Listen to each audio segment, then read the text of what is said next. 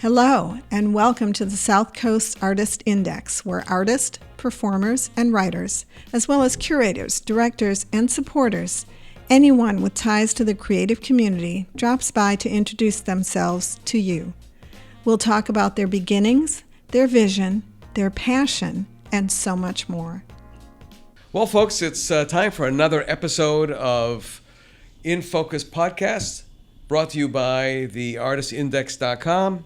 I'm your host, Ron Fortier, and as I've done on nearly every podcast so far, I always ask our guests to introduce themselves and also to spell their name, because you just never know, there might be something in it. That's right. So, welcome. Thank you so much, Ron. My name's David Baggerly. The last name is spelled B-A-G-G-A-R-L-Y. Any ever have any problems with your last name? I was called Bags throughout high school and everything, but that was never seemed too insulting. It seemed just like an easy thing to say. Sure. And two, I think we come from a day and age where everybody was called their last name. It was almost like the military. Yeah. And the reason, and I explain this in every episode, the reason why I ask is because you just never know. There's always something funny. We had James Bobrick, and he said, Bobrick, pretty easy, but everybody thinks he's from down south because, Bobby Joe, Bobby Lee, Bob Rick.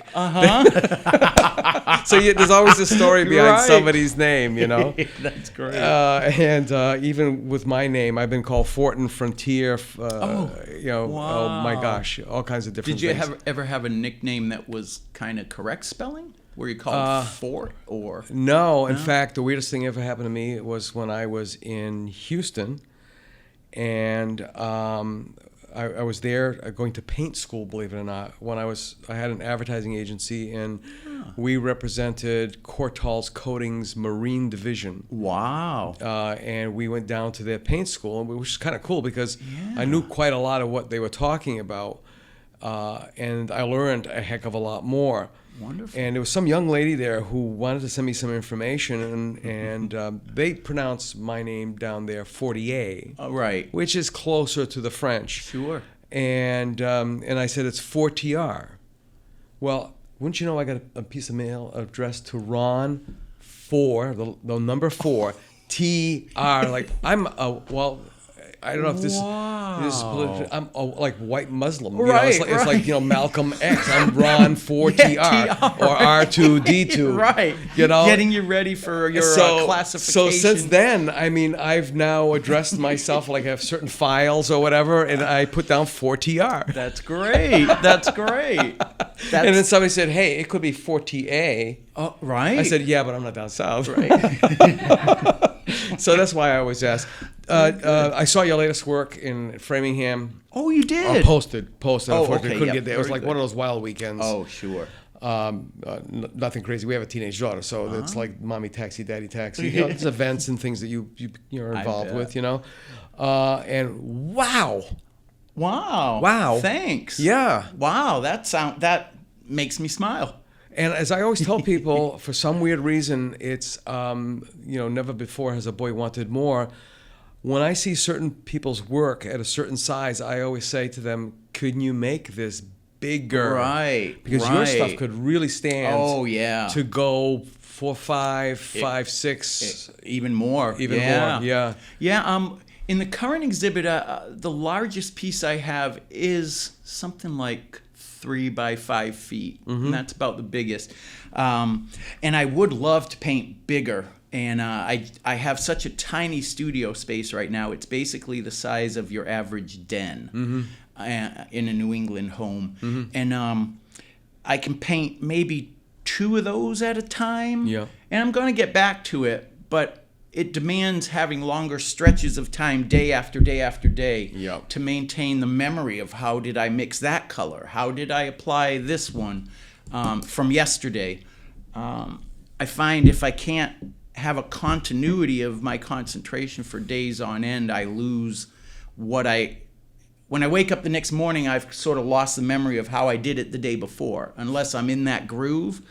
So I'll have to wait till I got a little more time to get big. Let's talk about that. Yeah, because I was please. talking about this with Chaz Hickey from Gallery at 4 in Tiverton, Yes. Tiverton Four Corners. That's why it's the Gallery at 4. Right. And telling him the biggest frustration, for example, for me, is not having writer's block, painter's block, whatever you want to call it, a Yep. creative block. Yeah.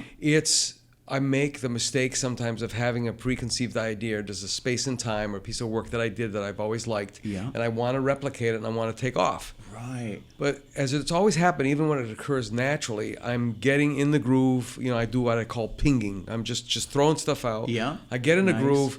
I finally hit the sweet spot. Yeah. And I make one or two pieces, and then something pulls me away, and then I try to get Yeah. back to it, and it's how did I do that? I have no Right. recall. Right. And you can't recapture the same character that is evident in those first couple. Exactly. Yeah. And that always amazed me. Yet, when I'm not thinking about it at all, Yeah. and I've looked at my work, and it's kind of shocking over a span of 40 years, Yeah.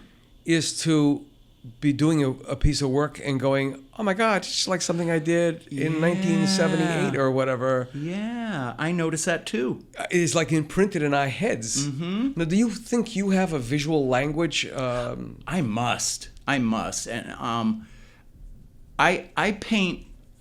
I don't force myself to stay in a series for X amount of years. It so ends up that most of my series in the past have lasted 5 to 7 years, and then I'll go do something next, or even during that time I'll be doing small experiments that are a whole different character of painting. And I sort of liken it to getting tools for my work belt. I like to learn a lot of methods and a lot of materials and see what works for me and what doesn't. Or I work on the current series I'm working on now is these quick ink paintings on reappropriated pages from an 1870s family Bible. And I've been using the dictionary part of the Bible and making quick paintings on them. And I've done that because I find that I feel comfortable making a lot of marks in a painting, being very busy in a painting. What I don't have as a strength is that beautiful ability to put down a mark or two and it works. Simplicity is not my natural, the natural environment for my brain or natural to me making my art. Simplicity seems to elude me, but that's why I want to work on it. So I've gone through a lot of those smaller series, just learning new ways to paint. And then I sort of edit things out and back into the main series that's going on. And thankfully, even though to me a lot of my, like a painting from 5 years ago might look totally different than what I'm doing now. But in general, if I put the last 10, 15 years together, you still know it's me as an artist. Something about my work seems to work with each other. And I've had gallerists tell me that, oh yeah, I still know that's you. I can see a piece of yours anywhere and know it's you. Yeah. I don't see how someone can do that. Yeah, people say the same thing to me, but of course, horizontals and scribbles. Right. But it is kind of interesting. I mean, and with you, it's the color, it's the palette right off the bat. My palette, people say, well, what's your palette? I don't have one. It's like whatever the voice in my head says, whatever tube to pick up. Cool. And I'm not thinking color. Really, I don't even know what I'm thinking about weight. Weight, yep. Because I compose, I don't paint, so it's the weight of the color next to the other color. Kind of weird. Have you got any pushback? Have you shown those Bible pages pieces? They're up right now. Okay. Yep, Any pushback like, oh my God, right.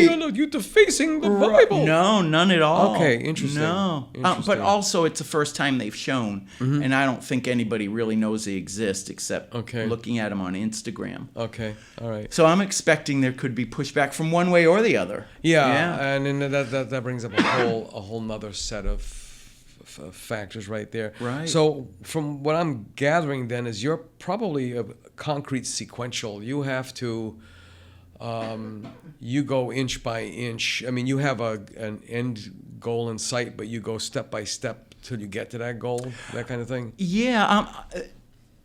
To be honest, I don't often have much of a goal. I'm very much a responsive painter now. Of start with the first mark or color or shape, add go on and respond to what has been laid down already. When I was painting representationally, I had definite hopes in mind for how a piece would turn out, but using acrylics and water media the way I have been, I love it because it's so natural in its dispersion of color and so surprising in what dries light, what dries dark, what spreads and bleeds, what doesn't, that it would kind of drive me nuts if I wanted a certain outcome. I don't think I could do it. Yeah. And I think my imagination falls too short too. When I start a painting, I think if I had an imagined ending point, I don't think it would be as strong a piece. So you're riding the wave. So I'm riding the wave. Yeah. All right. Do you ever paint yourself into a corner? That's what I call it. For a while there, and it hasn't happened in a while.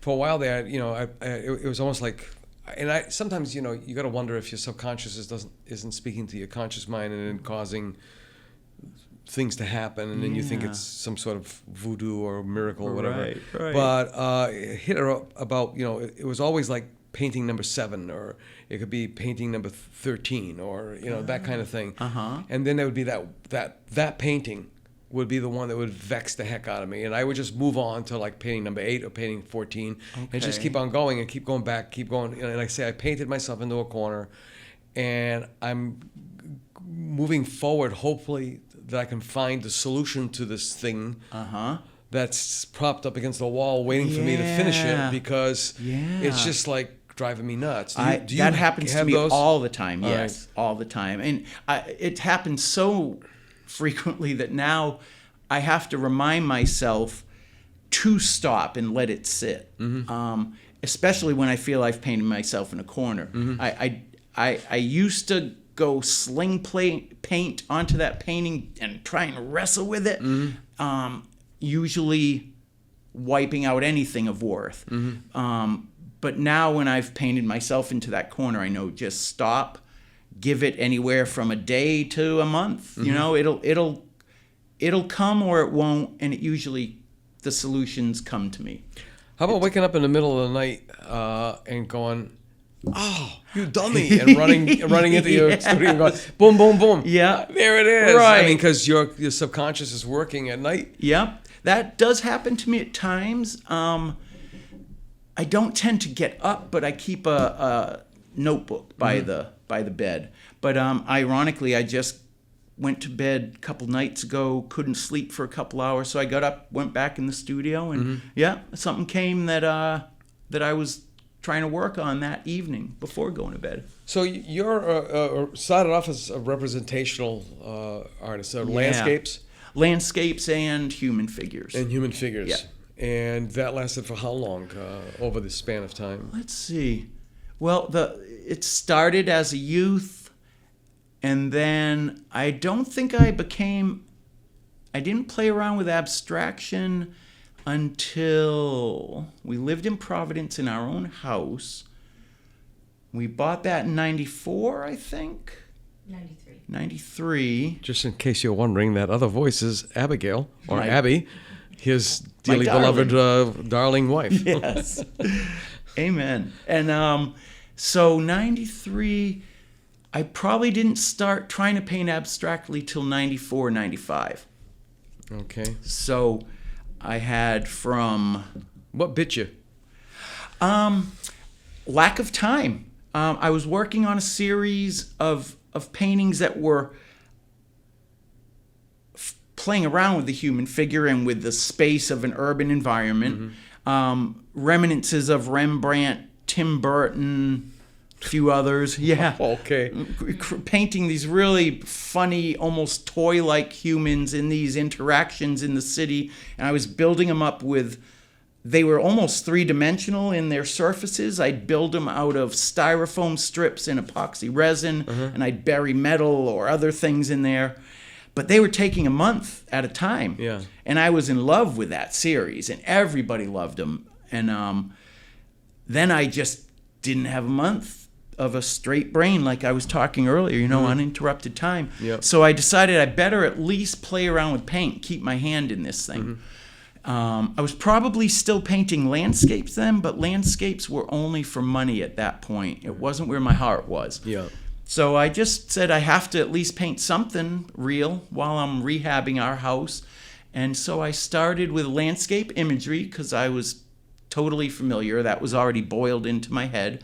And just started playing with paint. And fell so much in love with it, I never went back. Whenever I had time, when time again presented itself to me like I had uninterrupted time, I had no interest in going back to the representation, even though it was pretty free and imaginative. Yeah. And I just love riding the wave. I found I loved riding the wave, as you said earlier. Yeah. The other thing too is compositionally, especially for a guy who was a landscape painter and a figurative painter, but with heavy emphasis on landscape too. The vortex. It's almost like Turner's vortex. Yes. There's no horizon line. Now, I'm an abstractionist as well. Yes. But the horizon line is always there. And you know what? Right. The moment you put a horizontal line in, you're screwed. It's an abstract landscape. Right. So how do you stay away from something like that? Ah, boy. I don't think it's been conscious. There was a series of my abstractions that were based on religious icons. They still are to a degree, but they started off being a lot more geometric than they are now. So I did have a lot of horizontals, but they were always broken up with verticals and diagonals. Then as years went by, I wanted to get rid of lines or edges or shapes that harken to, I still use horizon. I still use a hint of the sun rising above the horizon line, the horizon line, or the moon. So I have a little of that, but the vortex became the biggest thing, the chaos. And I've always loved chaos with some form. It's the music I listen to is 70% chaos to 30% pop or melody or things like that. And that ranges from classical to modern classical to bebop jazz to industrial to punk to all that. And so it's just a natural way for me to live in my busy head. So it just comes out in my art as being busy and crazy and vortexual. And I want senses of motion and queasiness, but not quite. And I remember, and this was even when I worked representationally, I remember a vortex-shaped piece I painted of children dancing in a cemetery. And the children were all in this circle, and the cemetery with all its stones had a horizon line that curved and warped and all that. And Abby actually used to be my spy at my shows.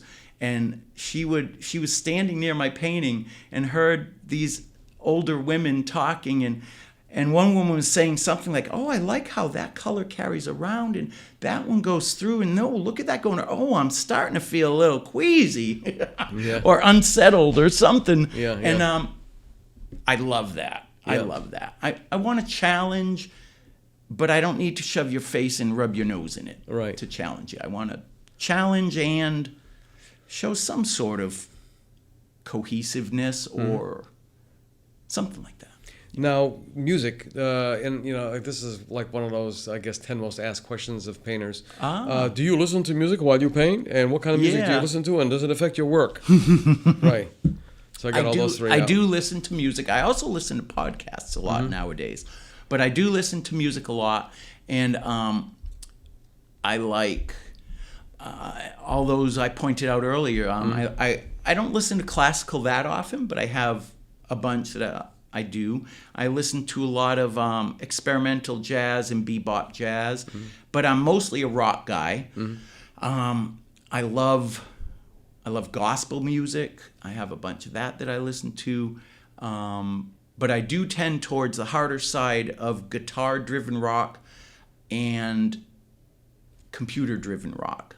Industrial music was huge for me. That bands like Skinny Puppy early on, but that got sort of public palatable when Nine Inch Nails hit the scene, and he sort of combined dancey rhythms, some melody with just angst and screams and chaos, and recording machines grinding and using them as the rhythm section, and a lot of guitar-oriented rock. I mean, I can imagine the Allman Brothers, whipping Too mellow for me. Even for I like a lot of especially when you got Johnny Jones. I mean, the double drummers, with double. I mean, it's don't. I mean, it's just coming at you and coming at you and coming at you like a train. Yep. And sometimes those vortexes,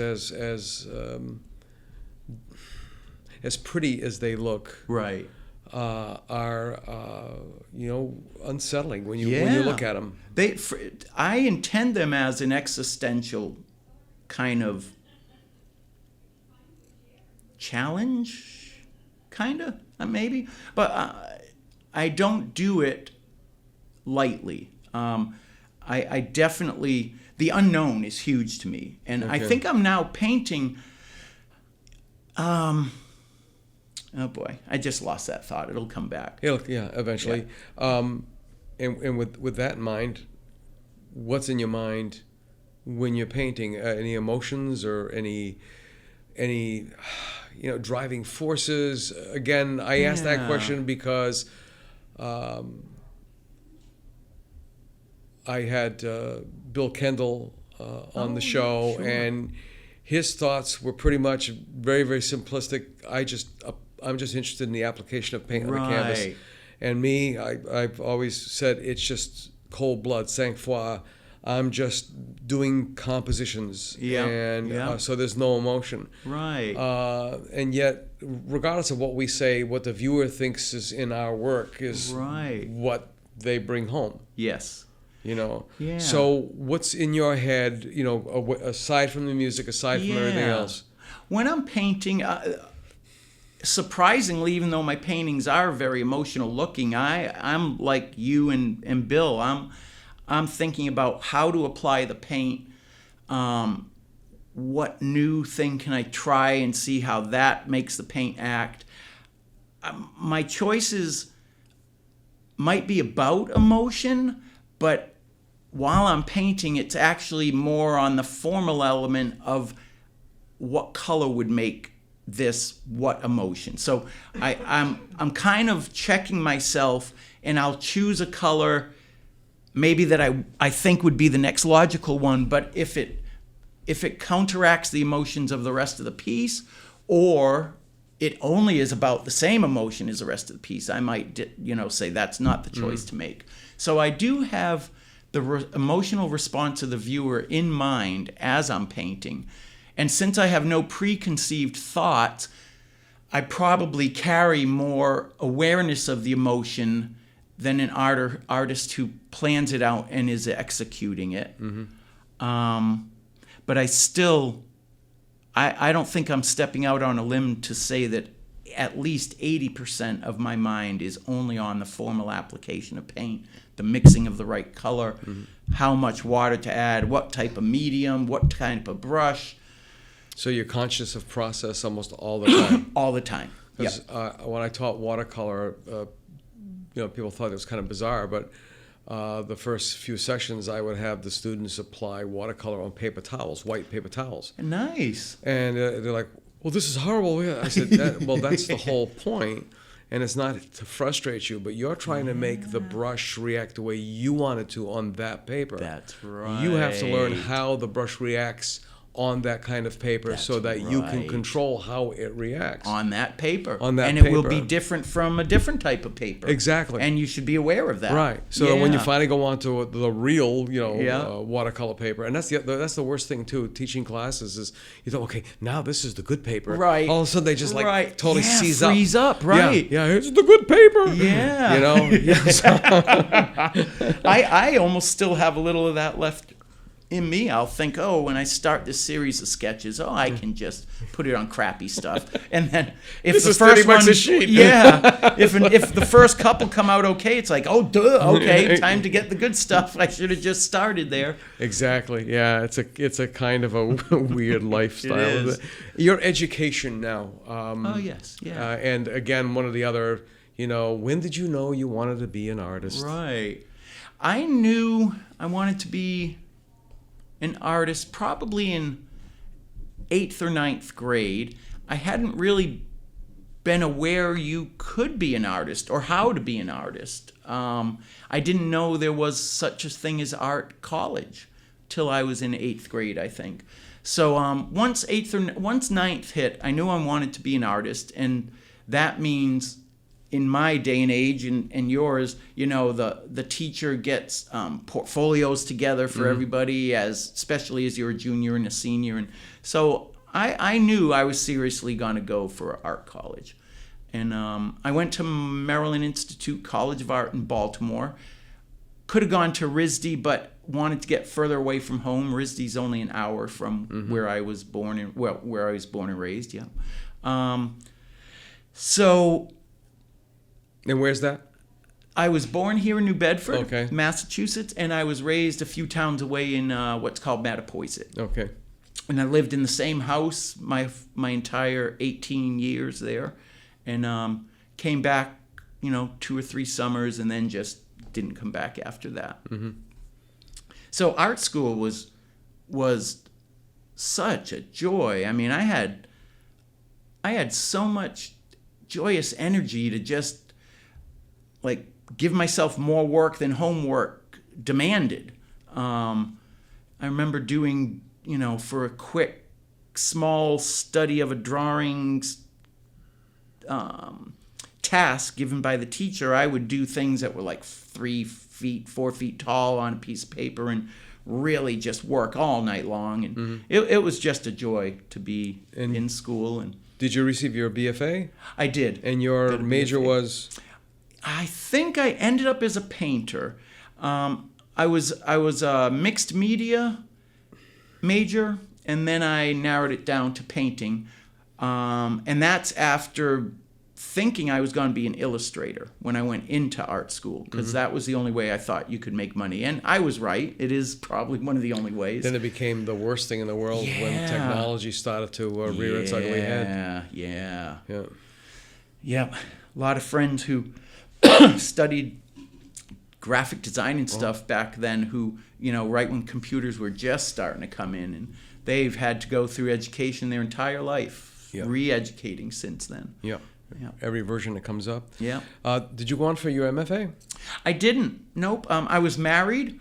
When I graduated, we were already married, and we wanted to stay in Baltimore for a little bit. We were pretty involved in the community of students there, and even after we ran a Bible study group at an art college, which was pretty bizarre, very interesting.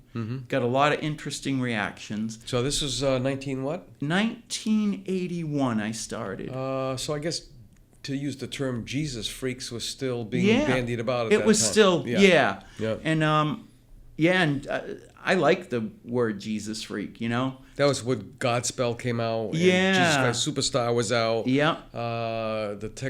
Joseph's Technicolor Dreamcoat was out. Yeah. So there was a lot of focus. There was. And then it just sort of all spun out. It did. Yeah. And it became totally politicized with the Reagan years. We were at college during the election between Carter and Reagan, I think it was, or Reagan and whoever was after Carter. It was Reagan after Carter. Yeah. So that was when I first... Well, I hadn't been a Christian for very long by then, but I know the religious right thing's been going on ad infinitum. That's been going on forever. But 1620. It sure seemed, yeah, right. And since day 2, probably, of the human race. Yeah. But it really changed once that happened, you know. And so I like Jesus Freak better than Born Again Christian. Yeah. You know. Yeah. Has any of that seeped into your work? Any of what? Any of the Christianity? Sure. It's at the foundation of my work. All right. Yeah. It's my personal work has always been about that. Yeah. Yeah. It's funny, you know, I have a series of work that I've been wanting to do for years and years. I stopped painting like just a hiatus. Yeah. I'm running out of canvas, running out of cash. And I had this drawing paper that I bought specifically, and I really didn't have any idea where it was going to go. But the whole thing started off with Jesus Christ Superstar. Oh. And it wasn't so much about the music or anything, but Gethsemane, that one song about, you know, it just kind of floored me. Here's a man who has to make a decision that's already been made for him, but because he's got free will, he can back out. Right. That's one thing that intrigued me, and just with that thought in mind, and I have no idea where I'm going with it. Wow. And the other one is his relationship, the Christ's relationship to Judas, which I think really, he's one of the most maligned characters in history. Right, when he was just doing what we call tough love today. I figured, well, you know, we'll scare the crap out of him, get him beat up, and he's going to stop this stuff. Right. And I can have my friend back, because this is really getting to be annoying. You know, every time we go someplace, there's like 4,000 people following us. You know? That's right. So I don't know why, but but they say also as we get older as painters, we start to go into the religious or the spiritual. Yeah. And if you look at Michelangelo's later works, especially with his arthritis, and you know he wasn't as strong as he was, right. But the work is so unbelievable, even in its unfinished state. You know, so that's why I asked when I heard that. I'm really interested to see how you end up walking down those trails. That'll be cool. Yeah, it's me too. You know, the other thing too is, as you're going along painting, are you usually or most times aware of your past, where you are presently, and some sort of an inkling of what the future is going to be? I mean, I'd like to know. I think painters are kind of, we straddle these 3 spans of time. I was just going to say something similar. Go ahead. Yeah. I think I straddle those too. Like, I guess I would be paying attention to the past. Definitely. I was going to say only a little bit. At first I was going to say I don't really think about the past. Mm-hmm. But when I really think about when I'm in the process of working on that painting, I am definitely looking at the past more than I think, because I am trying not to fall into ruts. I don't want to use the same shape or the same composition or the same collection of colors time after time after time after time. I don't even want to fall into the compositions that I used to have years ago, because I want to continue exploring and growing. And so the exploring and the growing has an eye to the past, tons of focus on the present, what I'm making. The eye to the future might be one I pay the least amount of attention to, because, and I think that fits in line with my perspective in life, is that the future is just so bloody unknowable. I think I've learned for myself, I don't know all the options, and I don't know where this could end, and it's almost not worth thinking about it for me. And this isn't just with art making. This is like planning life, dealing with trauma, dealing with crisis, all of that, dealing with joy. Just, I try not to focus on the future because it's so unknowable. Mm-hmm. It'll be different than what I think it'll be. anyhow. Yeah, So, exactly. Yeah, exactly. And then I think to pull it out of Scripture somewhere, the future is mine, saith the Lord. Yeah. Yeah. You know, because that's the way it goes. Big theme. Yeah. Another one of those classic. This isn't the question now from viewers or from art critics or art aficionados or whatever people in the gallery. Yeah. You paint like. Oh, like if I was asked that by one of these folks? Yeah, well, they would say, you paint like artist name here. Oh, okay. Yeah. Boy. Not like... like a madman. Yeah. Or like an idiot. Yeah. Like Rasputin. Right. Yeah. Boy, I paint like...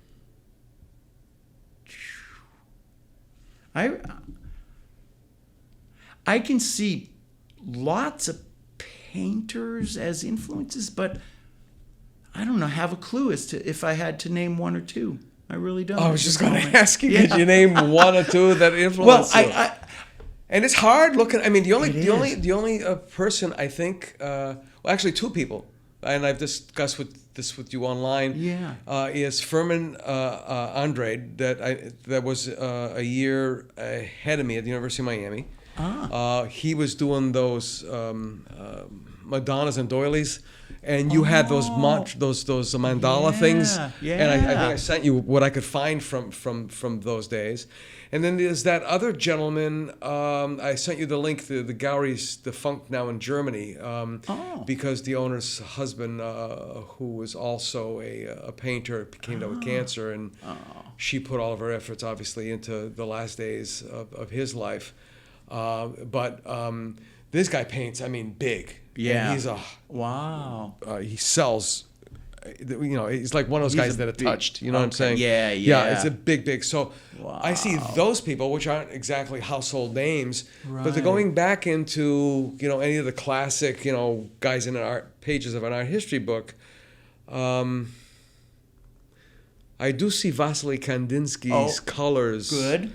Especially when he was doing the watercolor and he was really loosened up. I do see that in your work. Well, and I can totally agree. He was someone I've been looking at for decades. And I read he has a nice little short essay called Spirituality and Art that he wrote. Yes, there's. that was...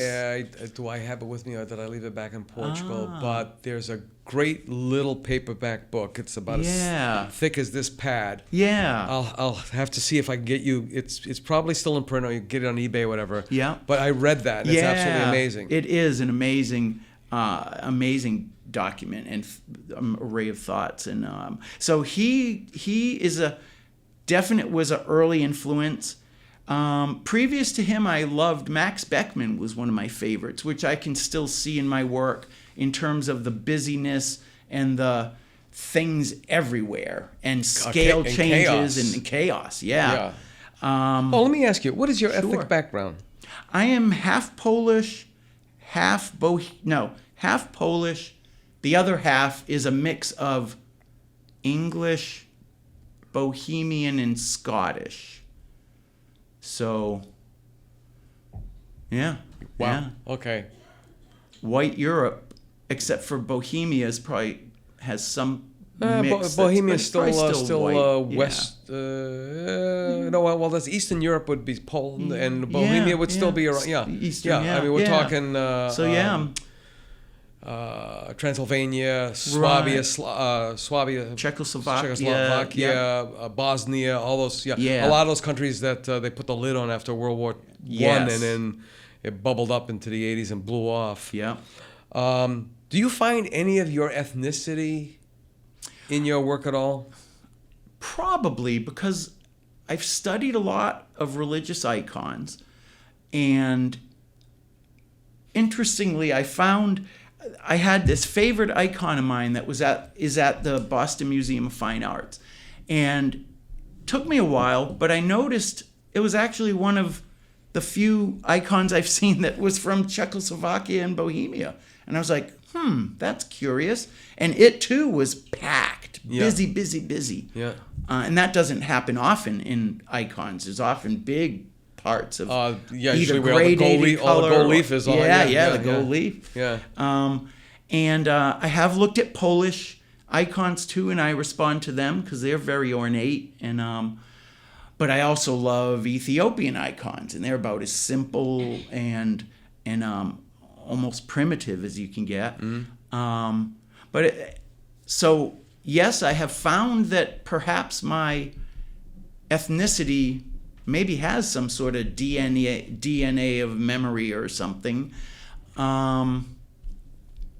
And I have used, you referred to earlier my paintings where the doily shapes were used often. Yeah. Those are actually crocheting and tatting done by my own ancestors. Okay. So I have things made by my great-grandmother, my grandmother, and I've been using them as stencils or stamps. Okay.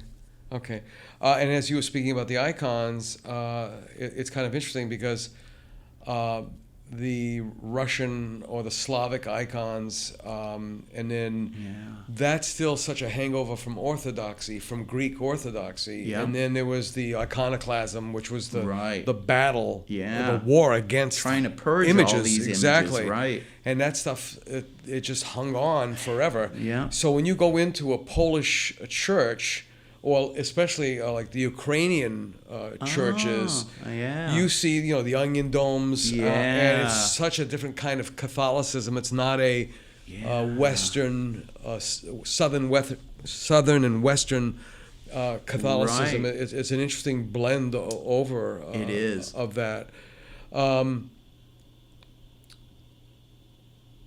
What do you think is going to be in your near future? Based off of what you're doing. I mean, I think we all have that eyeballs on a horizon or that next project, or even if sometimes it whispers and then it gets louder and louder until it screams in your head till you do something about it. Right. Now, are you talking career or the actual art, or either? The actual art. And sometimes art. Hopefully it's hand in hand. Right. Yeah. Work-wise, I see myself working on this quick ink paintings series on the reappropriated old Bible pages. Going to keep working on that and return to my larger paintings. One thing that's in the near future is I'm going to change my brand of paint if I can afford it. From Dr. Martin's. Is it Dr. Martin's? I use golden acrylics. Oh, okay. I thought you were using inks like Dr. Martin and those kinds of things. Right, but I was referring to the body of work that's been going on the last 5 years. Okay. Yeah. It's a series called Icon Series. Okay. Mixing the automatic writing of the Surrealist movement with icons, which is anything but automatic. Yeah. It's the most constipated of art practices took the ever. Words, rigid. Yeah, very rigid. Yeah. And so I'm kind of I'm interested in that blending the two. Yeah. Because riding the wave is like automatic writing was. Yeah. I don't attribute it to a spirit or a channeling, and it could be a voice of God in me somewhere subtly, or it just might be just me and my voice. It's fine. I don't need to dissect it or understand it fully. And almost sounding like an intro from the Twilight Zone into an episode starring you. In the quietness of your studio, when you are totally immersed in what you're doing, do you ever stand beside yourself? Do you ever separate yourself from yourself and you can see yourself in your studio painting? Or is there something else that's guiding you? Right. That's a big question and a really interesting question. And I've as a Christian, I've had to ask that question through the entire time I've been a Christian. And prior to being a Christian, I was very Eastern and I was very psychedelic. And so I still ask those. So I guess I've been asking that since I was 13. And to be honest, I don't have an honest answer. I don't have an accurate answer. I would assume, due to the fact that prayer, meditation, knowing the scriptures, talking about it all the time, finding like-minded people or unlike-minded people and diving deep into the subjects, even just purely intellectually or literaturally, I kind of have to think that there's probably something about God's spirit communing with mine about when I'm working, but I don't know for certain. I stand beside myself a lot in life, looking at my own thinking and standing beside myself when I'm in company and I'm talking with folks. I almost always have that Dave eyes outside of his body, examining his thoughts and his deeds and his actions and his words. But I don't think I need to do that with painting, and that's kind of interesting. I wonder why. Well, I've always thought, Yeah. especially when I was teaching art history, especially since when we were in the Neolithic and Paleolithic eras, and the first scratchings on the walls and such, that painters were the first shamans. They were the first priests. Yeah. They were the first, and don't know why, because maybe our DNA or because of our ability to see things that other people don't see, or to render things that we do see onto a wall. Right. But it's part of understanding the world around us and the unseen as well as the seen. Well, I think we had this conversation last time. It's either we're trying to build up something from this big white void, or it's just the total opposite. It's a foggy mirror. You know, when you come out of the shower and the mirror's all fogged up and you can't see yourself to shave. Yeah. Or do, whatever, and then you have to wipe that fog off. So this act of sounds like you're painting, talking about your paintings. It is. This act of painting is kind of like that. I like it. In conversations, and I like to say, I do. I talk a lot because I think a lot, and I have to hear myself think. Me too. And I do that in conversation. Me too. And I was at an opening. It was at Luis's old gallery on Center Street. Oh, yeah. And this woman was asking me, why do I do what I do?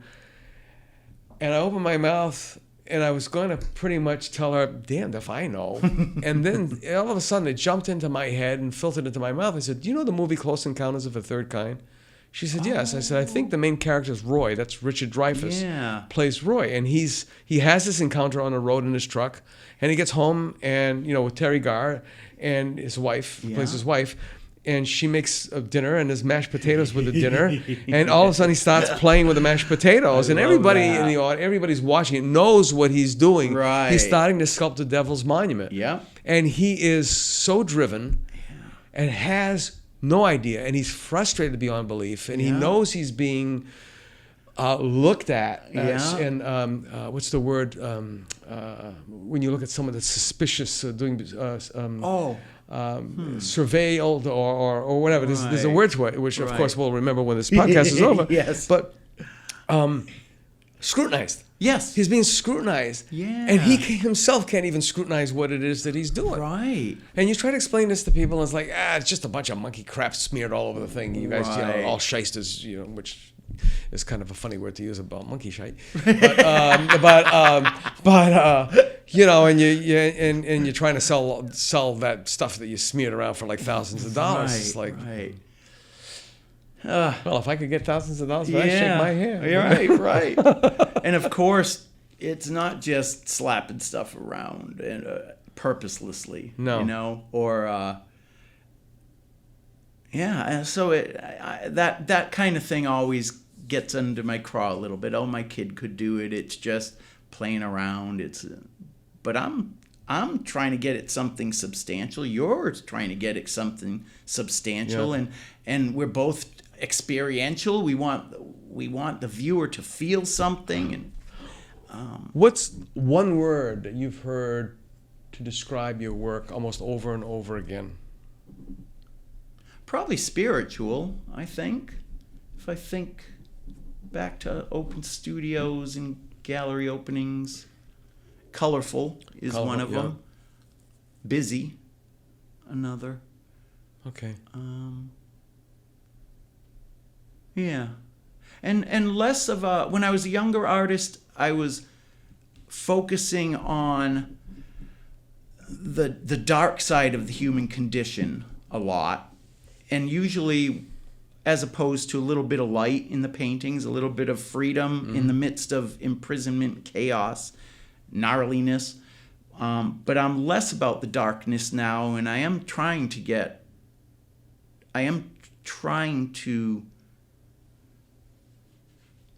not just be yelling out against, but painting something of and for instead of something against and about. Sort of like a reverse Jacob Marley. Yeah. Ebenezer, these are the chains I forged in life. But instead of being at the end of your life, it was at the beginning of your life. You had these chains already, and you were dragging all this stuff. And as you get older, you started seeking lightness. Yes. and that sort of stuff. Yes. Has anybody come up to you in a gallery or any other place, knowing you as a painter, so on and so forth, or just being introduced to you or your work and nailed you, so to speak? In what way? They just sort of took the air out of your lungs. Like, how could you possibly have known that? I've never written that down. I've never discussed it. Oh. I think that,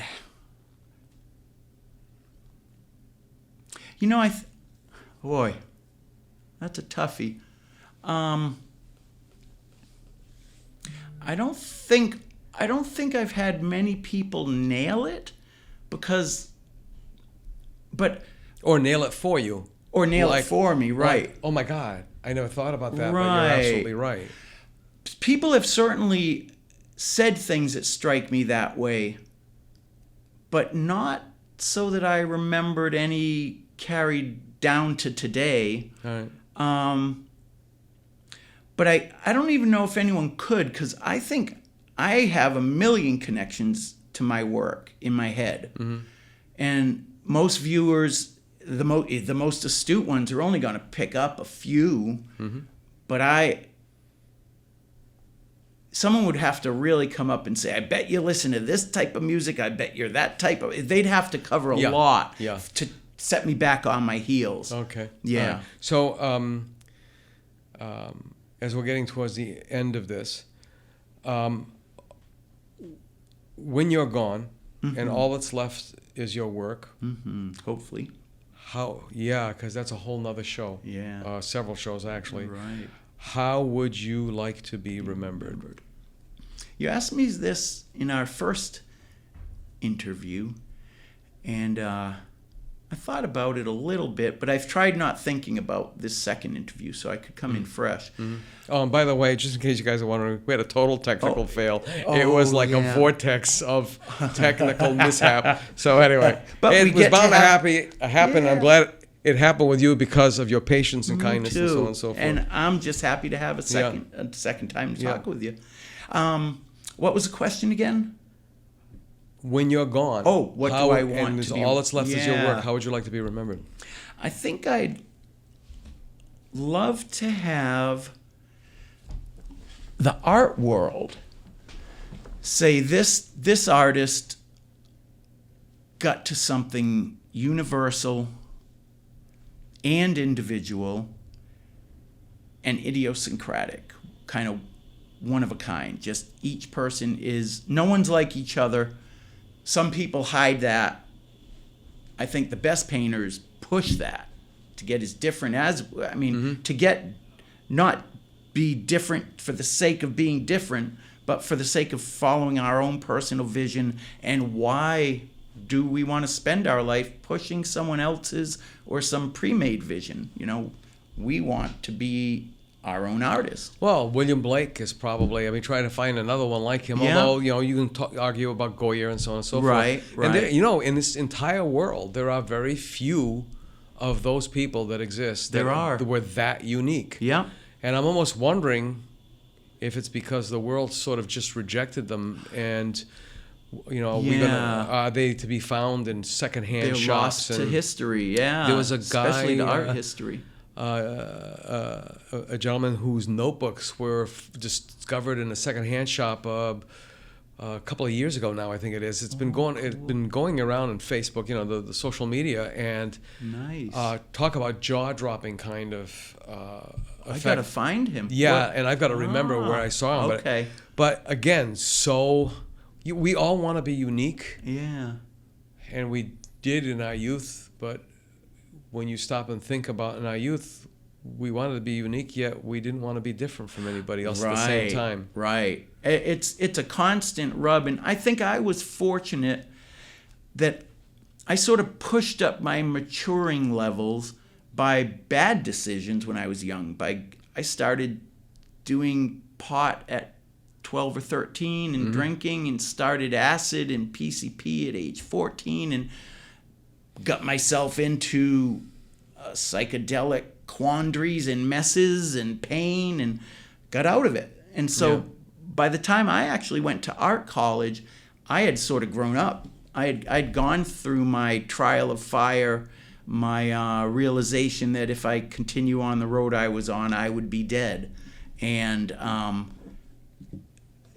to my view, God reached his hand out, got my attention, and got me out of that. So it's recovery and redemption. Recovery and redemption. Yeah. That's what I've tried to have my life be about. And I've needed recovery a few times. I will actually admit, even while I was a Christian for a long time, I had to go to a rehab to stop drinking.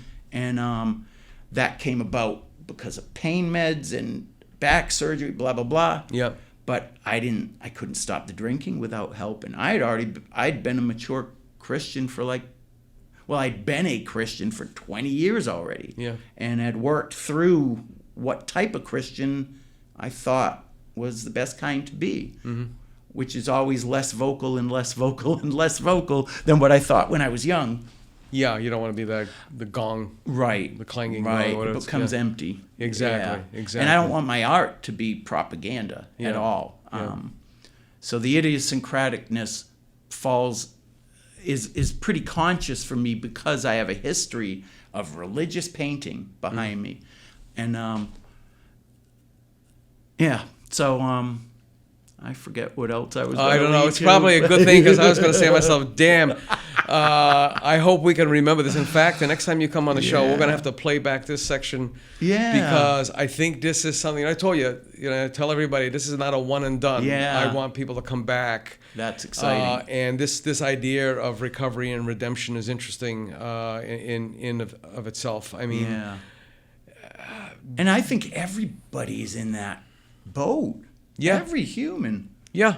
I mean, we are what we are. We are who we are. Yeah. And as painters, I don't know, maybe we have too much time to think. But if you've ever noticed people who have had like tumultuous kinds of lives or whatever, or the people that were world leaders, I mean, Winston Churchill, George Bush, I mean, regardless of whether you like their work or not, what do they turn to? Right. So there is something spiritual that's in the right. act of painting. There is. And I guess most, traditional Japanese could tell you, right. That's awareness one. Exactly, right. exactly. Let's practice that over and it's wonderful, man. Being an artist, I'm so thankful that I love it. I love being able to talk with people like yourself and anyone else, and can't get away from thinking, so it's nice to be able to think with others and refine thoughts. And sometimes this is what happens from here when we go back to our easels. Yeah. You don't know how our brain cells have been stimulated. Yeah. Dave Baggerly, thank you so much for being our guest. This is Ron Fortier wrapping up another episode of the In Focus podcast, brought to you by theartistindex.com. And until next time, thanks for joining us. Bye-bye. Bye-bye.